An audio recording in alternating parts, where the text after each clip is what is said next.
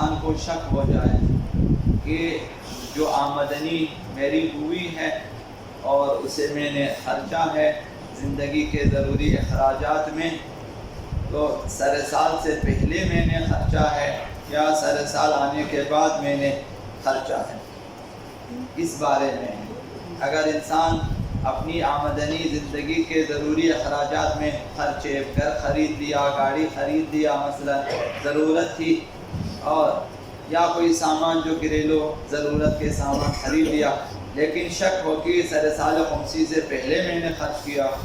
یا سر سال خمسی کے گزرنے کے بعد میں نے خرچہ ہے، اس بارے میں اسے شک ہے، تو حضرت آیت اللہ خامنائی، حضرت آیت اللہ سیستانی، ان دونوں کا فتویٰ یہ ہے کہ ایسی صورت میں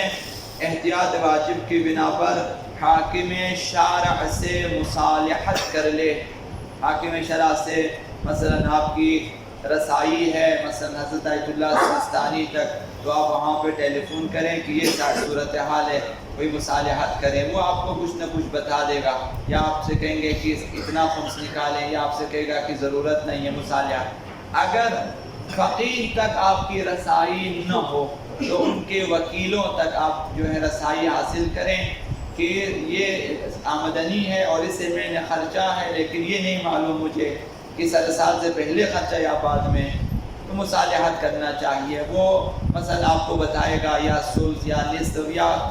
پورا کچھ نہ کچھ وہ بتائیں گے، انہیں راہ حل وہی بتائے گا آپ کو، تو یہ رابطہ کا کسی نہ کسی وکیل سے آپ کا رابطہ ہو ہی جائے گا۔ دوسرا مسئلہ، وہ آمدنی جو آپ نے محفوظ کر لی ہے، بچایا ہوا ہے، اور ایک سال گزر گیا، ایک سال گزرنے کے بعد پھر وہ زندگی کے اخراجات میں خرچہ، آپ نے گھر خریدا، گاڑی خرید لیا، جائیداد خرید لیا، ضروری اسباب سامان خرید لیا آپ نے، تو حضرت آیت اللہ سیستانی نے فرمایا اس پر خمس واجب ہوگا۔ بچایا تھا، خمس نہیں نکالا تھا، سر سال گزر گیا، اس کے بعد خرچ لیا آپ نے،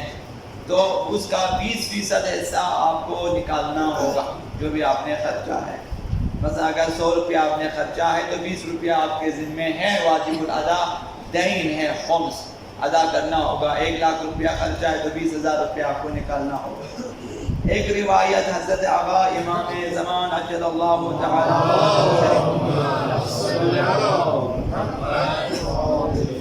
ان سے روایت ہے کہ فرمایا فلا یحل، سوال کیا تھا پیغمبر علیہ السلام سے، اور انہوں نے جواب میں لکھا، ان کی توقیعات میں یہ شامل ہے، فلا یحل لأحد ان يتصرف في مال غیرہ بغیر اذنہ۔ ایک قاعدہ کلی، ایک قانون یہ ہے کہ کسی بھی شخص کے مال میں اس کی اجازت کے بغیر تصرف کرنا، استفادہ کرنا حرام ہے۔ یہ اسلامی قانون ہے کہ کسی کا مال ہو، بغیر اس کی اجازت کے آپ اس میں تصرف نہیں کر سکتے۔ تو امام نے اس جملے کو لکھنے کے بعد فرمایا فَكَيْفَ يَحِلُّ ذَلِكَ فِي مَالِنَا، وہ جو خداوند متعال نے ہم ائمہ کے لیے مال قرار دیا خمس، اس میں کیسے تم لوگ تصرف کر سکتے ہو، جبکہ کسی کے مال میں تم لوگ بغیر اجازت کے وہاں تصرف نہیں کر سکتے۔ من فعل ذلک، جو بھی ایسا کرے گا، یعنی خمس واجب ہو اور ادا کیے بغیر اس مال میں تصرف کرے،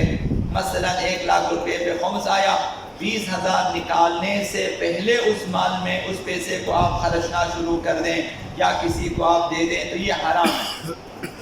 تو اس بارے میں جو بھی ایسا کرے بغیر امرنا، ہماری اجازت کے بغیر،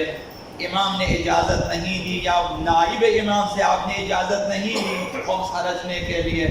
اور بغیر پوچھے خرچنا شروع کر دیا، تو امام نے فرمایا فقد استحل منا ما حرم علیہ، تو یہ شخص ایسا ہے جس نے کسی حرام کو اپنے لیے حلال سمجھا ہے، یعنی جو چیز اس کے لیے حرام ہے، تصرف حرام تھا اور اس میں اس نے اپنے آپ کو حلال، اپنے لیے حلال قرار دیا اور خرچنا شروع کر دیا۔ معاشرے میں بہت سے افراد ایسے ہیں یا خمس کے قائل نہیں ہیں یا قائل ہیں لیکن دینا نہیں چاہتے، ان کے پاس حساب کتاب نہیں ہے، بس وہ خرچتے جاتے ہیں۔ بعض لوگوں کا فارمولہ یہ ہے کہ بھئی ہماری بچت ہوتی ہی نہیں ہے، اگر آپ کے پاس سر سال ہو تو خواہ مخواہ کچھ نہ کچھ آپ کے جیب میں بچت ہوتا ہی ہے،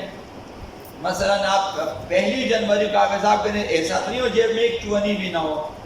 یا گھر میں مثلاً 1 کلو چاول بھی نہ ہو، بچت ہوتی ہی ہے، ضرور ہوتا ہے، تھوڑی بہت بچت ہوتی ہے، تو اس کا بھی خمس نکالنا چاہیے۔ تو یہ کہ ہماری بچت ہوتی نہیں ہے، یہ بہت عجیب بات ہے۔ تو یہ عرض کیا کہ ہر کسی کو چاہیے کہ اپنے لیے ایک سال خمسی رکھیں، بھئی اس تاریخ کو میں نے حساب کرنا ہے،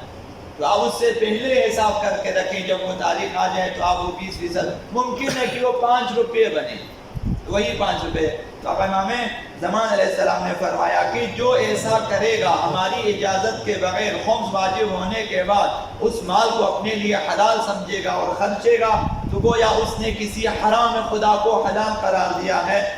تو من اکل من اموالنا شیئا، ایسے مال میں بغیر اجازت، خمس و زکوٰۃ میں سے امام کی اجازت کے بغیر اگر خرچہ کھا لیا، فانما یاکل فی بطنہ نارا، اس نے اپنے پیٹ میں آگ ڈالا ہے۔ وَسَيَصْلَى سَعِيرًا، اور ایسا شخص عنقریب اگر توبہ نہ کیا، اگر جبران نہ کیا تو جہنم میں جا سکتا ہے۔ یعنی خمس کھانے کے سبب ممکن ہے کہ ایک مدت تک وہ جہنم میں جائے، انشاءاللہ العزیز ہمیشہ کے لیے نہیں رہے گا، لیکن ایک عرصے کے لیے جا سکتا ہے۔ اور یہ بھی کہ ایک لمحے کے لیے بھی انسان جہنم میں جائے، یہ بری بات ہے، مومن کی شان کے خلاف ہے۔ مومن کو جہنم سے دور رہنا چاہیے۔ اب دنیاوی چند روپوں کی خاطر انسان اپنی آخرت کو خطرے میں نہ ڈالے۔